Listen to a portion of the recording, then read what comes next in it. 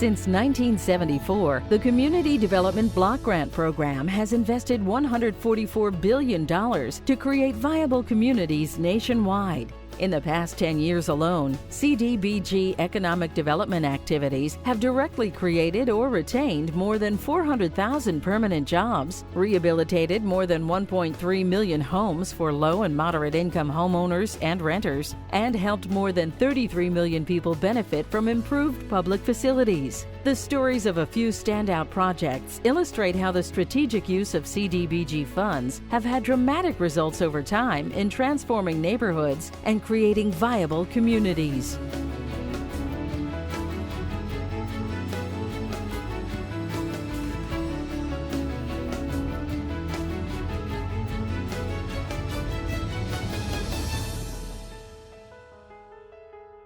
Despite the images or the impression that a lot of folks may have had of Cecil B. Moore Avenue in this community 10 years ago, it's changing.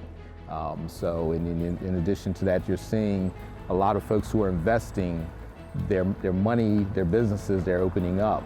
That to me also is an indicator that from a commerce standpoint, folks are feeling that this is becoming a viable neighborhood. We have created a neighborhood of choice, a neighborhood where people want to live, that has been created for the longtime residents, and the longtime residents have been a part of that planning. So it's not something that just was plopped in there with a different group of people or a different neighborhood. It's incorporated the neighborhood into it.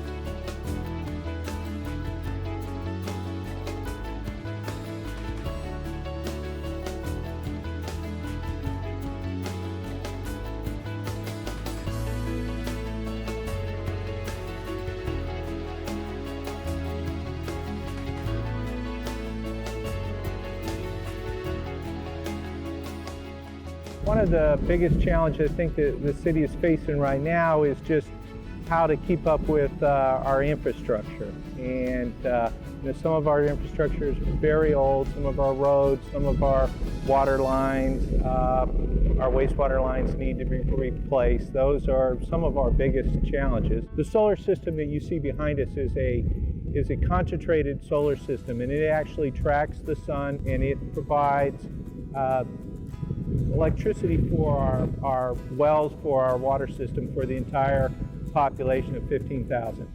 Here in Somerton, there's a lot of low-income families and also a lot of fixed-income families. So with our utilities, the cost is rising every year. So we try to figure out how can we kind of help and maintain a rate that it's kind of fair for the community.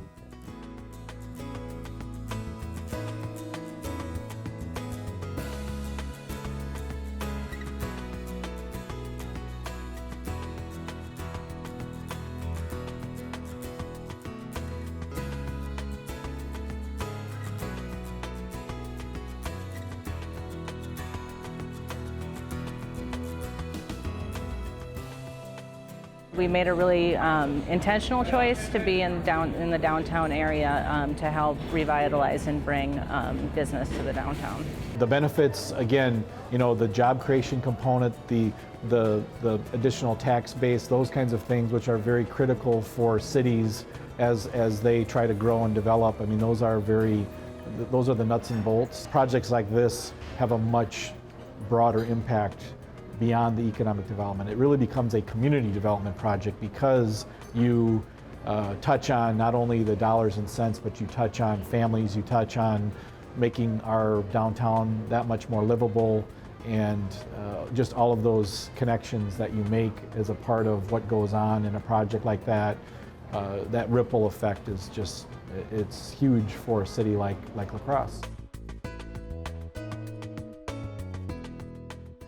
Welcome you here today to join us as we talk about the Community Development Block Grant Program.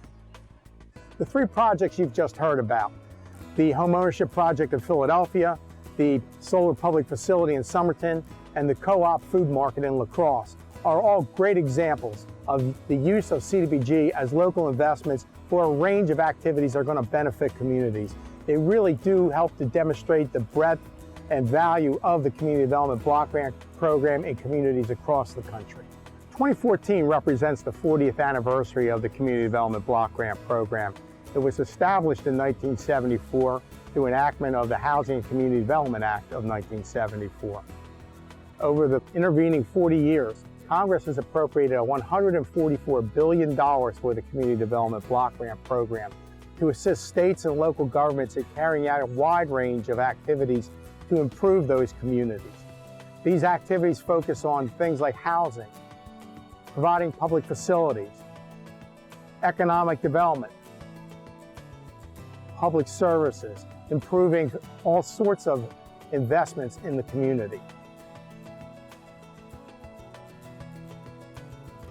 The most successful CDBG projects demonstrate vision, a clear strategy, and the use of CDBG as a catalyst to bring multiple resources to bear to transform a neighborhood, a community, or the lives of people in need.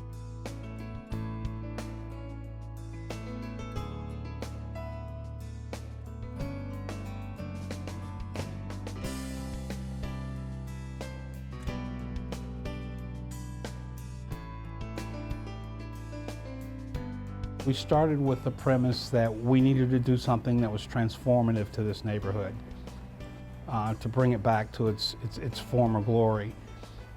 The residents were very involved, the schools were very involved, the police.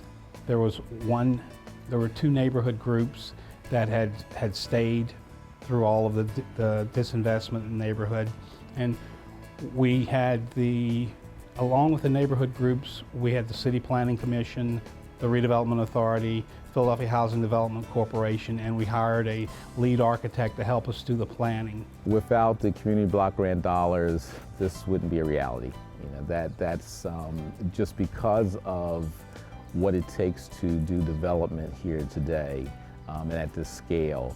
You need those dollars to attract, and they played a role to attract money at the state level, at the federal level, other foundations, and other contributors or stakeholders. It's really amazing to see what you can do now. It took a lot of money and it took a lot of work, but we really have transformed the neighborhood. This is one of the great partnerships that both the federal government and APS can be very proud of. It's through this joint process of incentives through the utility company and the block grant money provided by CDBG that the City of Somerton has been able to take advantage of all of these different resources and be able to install the solar facilities that again help run the water treatment plant. It's a $700,000 payback over 20 years that the City of Somerton is able to utilize for the installation of these facilities. It's really important to understand that there are really great business plans enclosed inside of very small organizations that have a lot of potential to grow and have big community impacts. A small amount of funding, in our case $250,000 out of a $4.5 million project, can be the key between a business that's sustainable 5 or 10 years later, as ours is, and a business that struggles and might not make it through that first couple of really crucial years of development. The strength, I think, of our program through the CDBG funding is that we really try to be as flexible as we possibly can, and really work with the business to try to meet their needs. When they came to this location in really the heart of our downtown and were able to offer a grocery store here, it fit so well with our other larger community development goals in trying to provide, again, a grocery store. They, as a part of that expansion, they added the Hackberry's restaurant, and again, I think it's been so critical for just what we've been working on over many decades here in downtown La Crosse to make this not only a place for people to work, but a place for people to live. A tool that expanded in CDBG's maturity has been the Consolidated Plan, which allows communities to document needs and assets as broadly as possible, seek community input, and outline the strategies unique to their hometown. We've really invested in a large way in the Econ Planning Suite to enable grantees to have better data, to have mapping capability, to see how the investments are linking together out there at the local level, in order to help them make better strategic decisions with the resources that are CDBG and the other formula programs that are funded by HUD.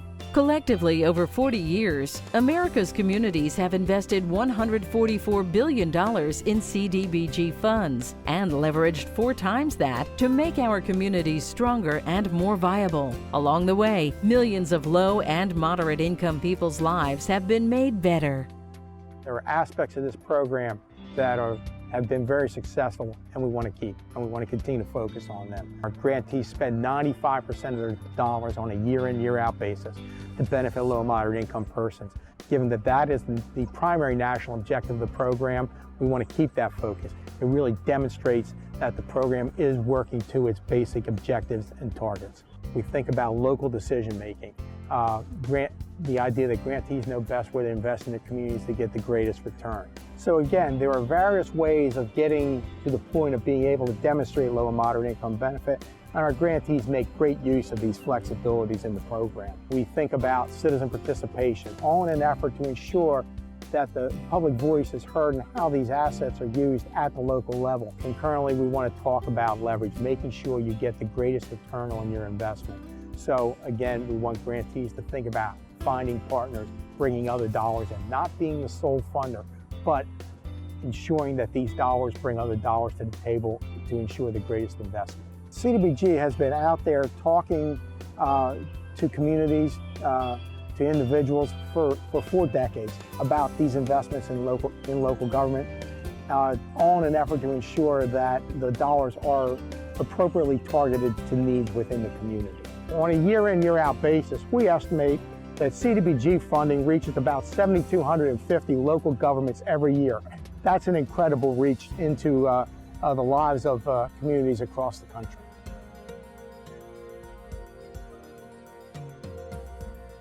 We really do encourage grantees to think about how they're using their money, think about how the funds can be deployed to help them develop the foundation for a stronger and better future.